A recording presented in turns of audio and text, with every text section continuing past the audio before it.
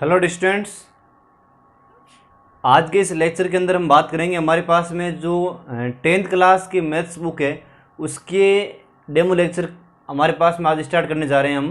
तो demo lecture के अंदर जो हमारे पास में एक तो ट्रिग्नोमेट्री का कुछ बेस पढ़ेंगे हम, और कुछ जो नंबरिंग सिस्टम है उसके बारे में पढ़ेंगे।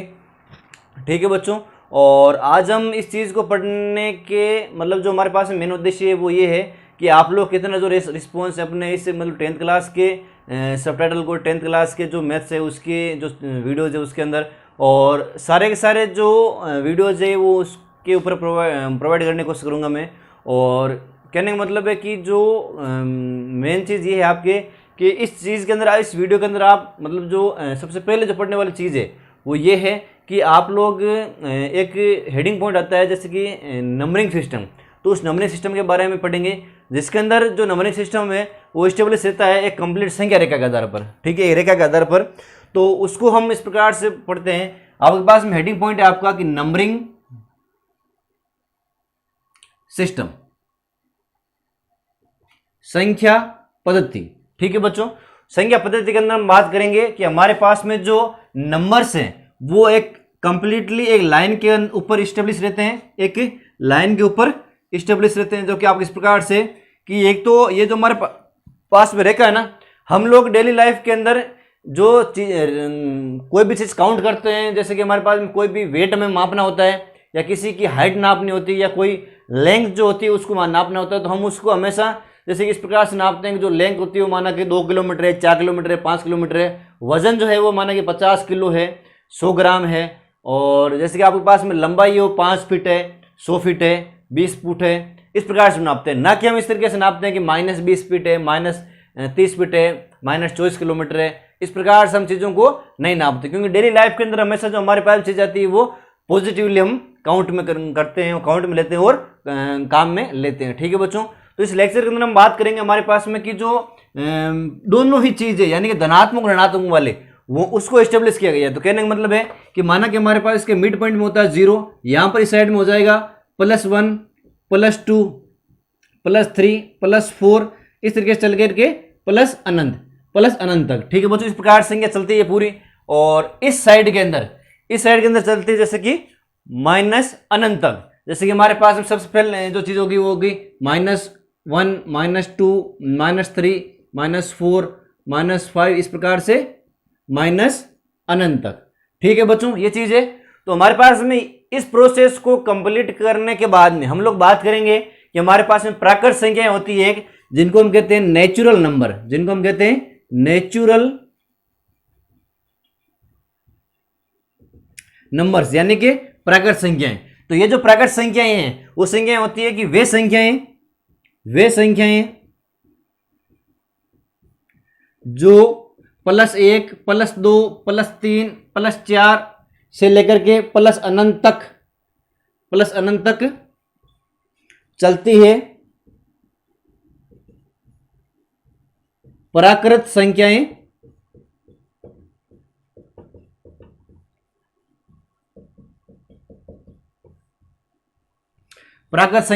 कहलाती है। ठीक है बच्चों, ये तो गए हमारे पास में नेचुरल नंबर्स के बारे में यानी कि प्राकृत संख्याओं के बारे में। संख्याएं जो होती है वो एक्चुअली में 3 प्रकार की होती है, प्राकृत संख्याएं, पूर्ण संख्याएं और जैसे कि हमारे पास में जो होती है वो पूर्णांक संख्याएं। ठीक है बच्चों, तो यानी कि इंटीजर नंबर के बारे में। तो सबसे पहले हमारे पास हेडिंग पॉइंट है नेचुरल नंबर का। सेकंड पॉइंट आ जाएगा हमारे पास में नेचुरल नंबर के बाद में होल नंबर का।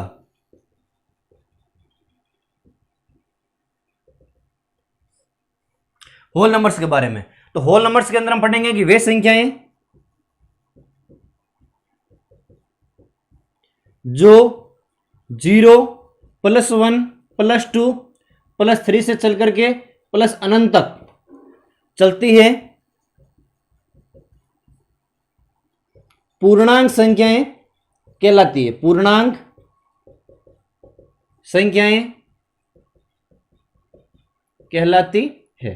ठीक है बच्चों, आराम से आप लोग इस पर जो हमारे पास नंबरिंग सिस्टम है उसको देख सकते हो और साथ साथ में इस डेफिनेशन को, इस परिभाषा को भी आप देख सकते हो। ठीक है बच्चों, नेक्स्ट हम बात करेंगे हमारे पास में जो आएगा वो हो जाएगा इंटीजर नंबर।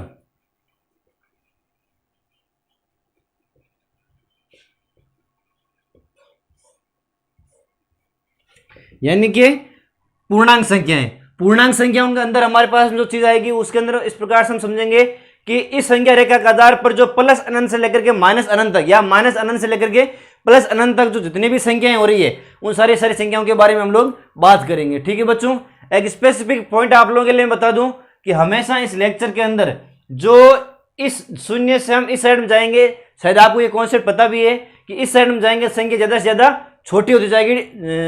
लग रहा है कि बड़ी साइड में चल रहे हैं लेकिन संख्या जो होगी वो सबसे ज्यादा छोटी होगी। तो आप कह सकते हो कि माइनस अनंत से और माइनस अनंत और माइनस एक के मध्य दोनों में से बड़ा कौन है? तो दोनों में से बड़ा है माइनस एक, ना कि माइनस अनंत बड़ा है। ठीक है बच्चों, माइनस के अंदर संख्या हमेशा घटते जाती है, इस बात लोग आप ध्यान रखना है। और हम बात करेंगे इंटीजर नंबर के बारे में, तो वे संख्याएं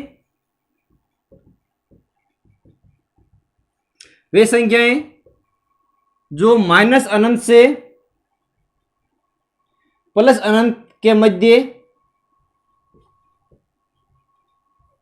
होती है, पूर्णांक संख्याएं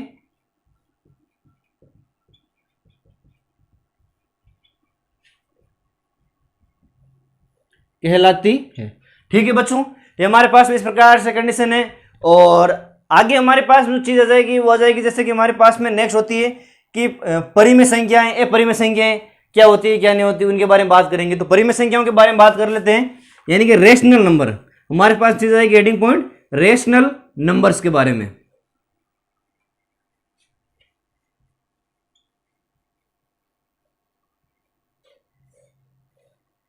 ठीक है बच्चों, तो इसके अंदर हम बात करेंगे कि वे संख्याएं जिन्हें P बटा Q के रूप में लिखा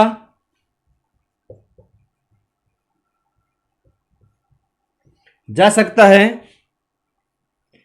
परिमेय संख्या कहलाती है।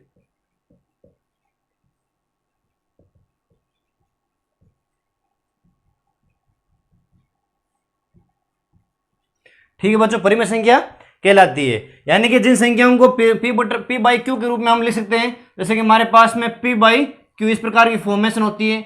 और जहां Q is not is equal to 0 हो, Q जो हो वो 0 के बराबर नहीं हो, जैसे कि Q बराबर नहीं हो 0 के, ये हमारे पास फॉर्मेशन आनी चाहिए। जैसे कि हमारे पास में ये Q बराबर 0 इस प्रकार से आएगा, Q बराबर 0 नहीं हो। ठीक है बच्चों, तो कहने का मतलब है कि अगर 0 का मान रहेगा या P का मान हमारे पास में कुछ नंबर रहेगा, तो Q का जो वैल्यू है, Q की जो वैल्यू है, Q की जो वैल्यू आपके पास में वो कितनी हो जाएगी? तो कहने का मतलब है Q की जो वैल्यू है वो 0 नहीं होनी चाहिए। अगर 0 हो गई तो हमारे पास वो संख्या अनंत तक पहुंच जाएगी, जो कि संभव नहीं है। ठीक है बच्चों, तो ये हमारे पास हम चीज है हुई। अब हम बात करेंगे नेक्स्ट इरेशनल नंबर के बारे में, इरेशनल नंबर के बारे में। इरेशनल जो आपके पास में नंबर होते हैं,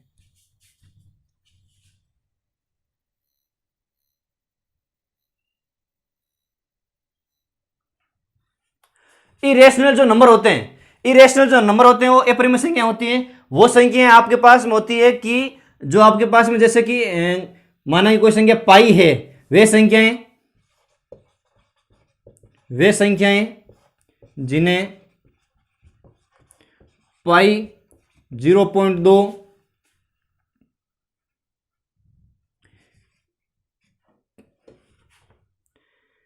P स्क्वायर, ठीक है, अंडररूट x इस प्रकार लिखा जाता है, इस प्रकार लिखा जाता है, अपरिमेय संख्याएं कहलाती है। ठीक है बच्चों, अपरिमेय संख्याएं कहलाती है। यहां पर आप लोगों को ध्यान देने बात कि हमारे पास में जैसे कि ये जो चीज है उसके अंदर जैसे कि 0 हो गया, पाई हो गया, P स्क्वायर हो गया, अंडररूट x हो गया, इस प्रकार की संख्या होगी उन्हें हम अपरिमेय संख्याएं कहते हैं। ठीक है बच्चों, और परिमेय संख्या होती है P बटा Q के रूप में, और जहां Q बराबर नहीं हो 0 का, ये जो चीज है वो होनी चाहिए, कहने का मतलब है। ठीक है, क्यू बराबर नहीं हो 0 के, ये जो चीज है वो होनी चाहिए, क्योंकि आपके पास देखिए पता है इसको कि क्यू बराबर 0 नहीं हो, क्यू बराबर 0 नहीं हो, ठीक है।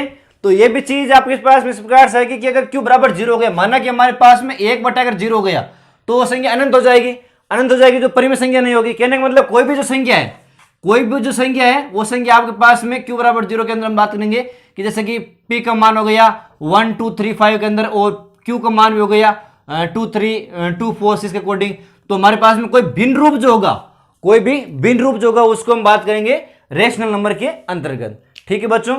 तो ये आप एक बार स्क्रीनशॉट ले लो इसका। आगे हम नेक्स्ट वीडियो के अंदर बात करेंगे, नेक्स्ट के जो ट्रिग्नोमेट्री फॉर्मेशन है उसके अंदर भी हम लोग बात करेंगे कि किस प्रकार से जो फॉर्मूले होते हैं साइन थीटा कोस थीटा की, उसकी उत्पत्ति किस प्रकार से होती है, ठीक है बच्चों, कितने प्रकार के एंगल होते हैं वो, उनके बारे में।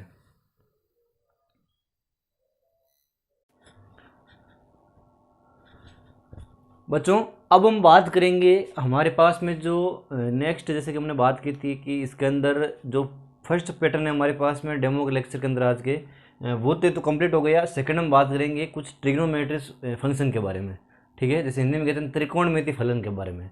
तो त्रिकोणमिति फलन के अंदर हम जैसे बात करते हैं तो सबसे पहले हमारे पास में एंगल्स के बारे में भी हम बात करेंगे कि मेन जो एंगल्स होते हैं वो कौन कौन से होते हैं और एंगल को एक्चुअल में क्या कहा जाता है। तो एंगल जो हमारे पास में होता है उसको, जैसे कि सबसे पहले हमारे पास में हम यहाँ पर लिखेंगे हेडिंग पॉइंट जिसका नाम है त्रिकोणमिति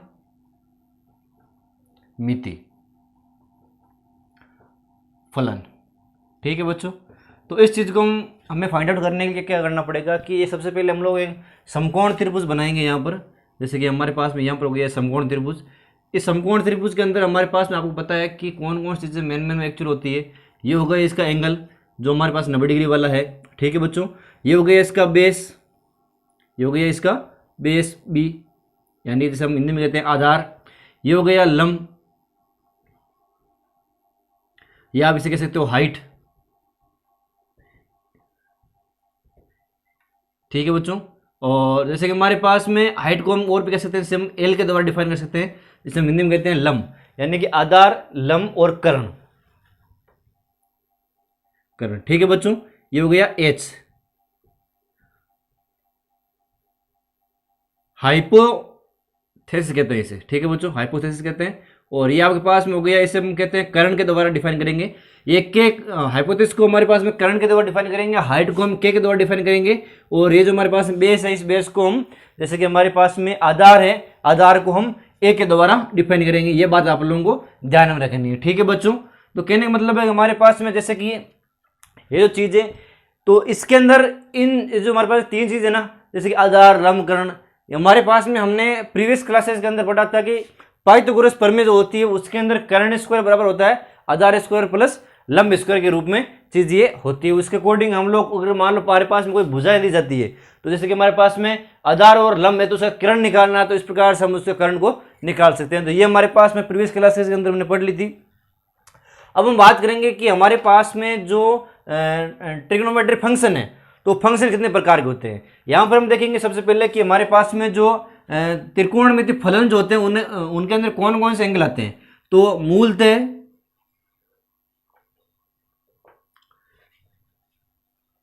6 प्रकार के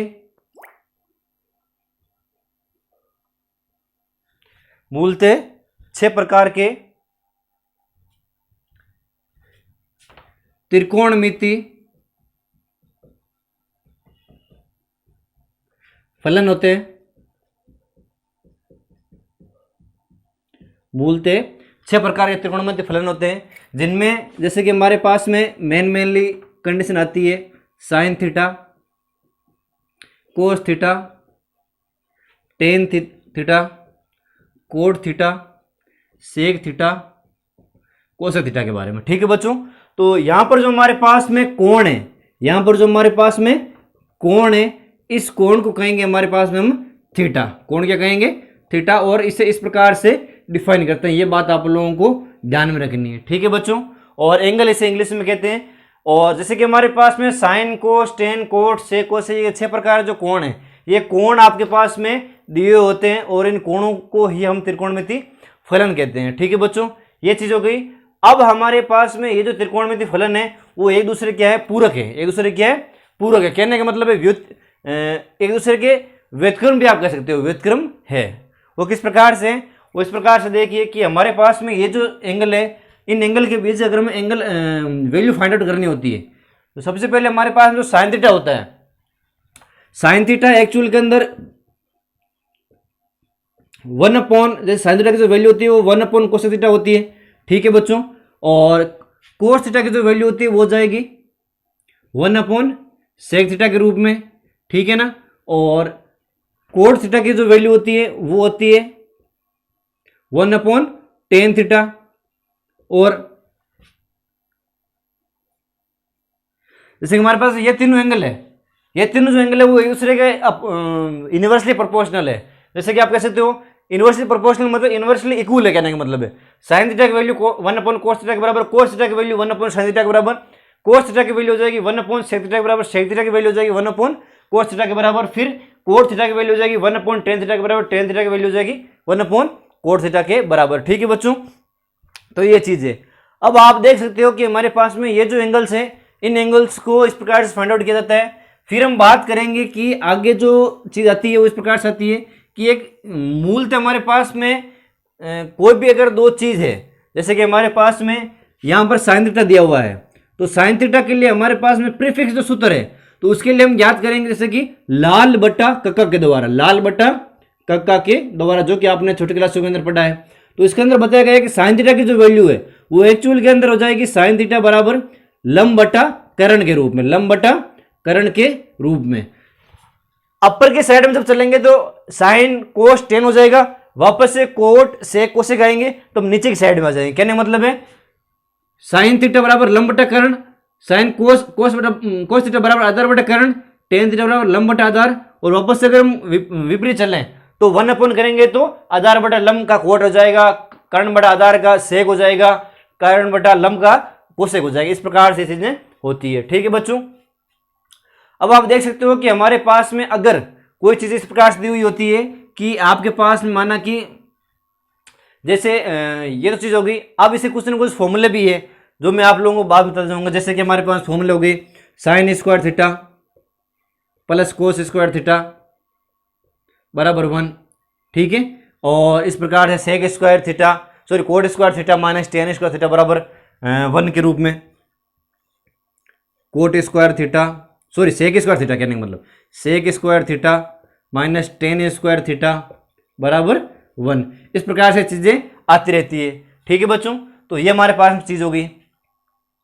अब अगर हमारे पास में माना कि कोई एक क्वेश्चन इस प्रकार से आपके कि कोई भी एक सा एंगल जो है, कोई भी एक सा एंगल जो है वो अगर मान लो आपके पास में जो वैल्यूज के अकॉर्डिंग दी हुई है कि इसकी जो वैल्यूज है, जैसे कि आपको दिया हुआ है कि साइन थीटा बराबर दिया हुआ है, साइन थीटा बराबर दिया हुआ है 30 डिग्री, ठीक है। साइन थीटा बराबर दिया हुआ है 30 डिग्री, ठीक है बच्चों। तो साइन थीटा 30 की जो वैल्यू है वो मतलब कि हमारे पास में साइन 30 की जो वैल्यू इस प्रकार से दी हुई है, और कोस थीटा 30 डिग्री हमारे पास में दिया हुआ है माना कि। तो टेन थीटा की जो वैल्यू वो कितनी होती है आपको पता है कि टेन थीटा होता है साइन थीटा बटा कोस थीटा। इस प्रकार से जो साइन थीटा और कोस थीटा की वैल्यू है वो हम वैल्यूज को रखते हैं, और जैसे कि 1/2 और 1/2 के रूप में मेरे ख्याल से होती है चीज जो है वो एंगल्स की मान। और इसी प्रकार से फिर वापस से टेन थीटा की जो वैल्यू है वो आगे आपके कंटिन्यूसली जैसे निकल कर आ जाती है, ठीक है बच्चों। और अगर आप चीज कोई भी देखते हो, जैसे कि हमारे पास में माना कि साइन स्क्वायर थीटा की कुछ वैल्यू होती है, अगर यहाँ से हमें साइन स्क्वायर थीटा में निकालना होता है कि साइन स्क्वायर थीटा बराबर हो जाएगा 1 माइनस कोस स्क्वायर थीटा। यहाँ से अगर हमें साइन निकालना है तो साइन थीटा बराबर हो जाएगा √1 माइनस कोस स्क्वायर थीटा के रूप में, ठीक है बच्चों। अब ये चीज़ हो गई, ये मेनली मैंने आप लोगों को बता दिया है। अब नेक्स्ट जैसे कि हमारे पास में जो चीज़ आएगी वो हम लोग एक डेमो लेक्चर और करेंगे आपके लिए। इस ट्रिग्नोमेट्री का एक डेमो लेक्चर छोटा सा और करेंगे, जिसके अंदर आपको आसानी हो जाएगी सारी चीज़ों के बारे में जानने के लिए कि जो मतलब कि मान लो इस त्रिभुज के अंदर हमारे पास में दी हुई है, जैसे कि अब ये जो त्रिभुज है इसका हमें काम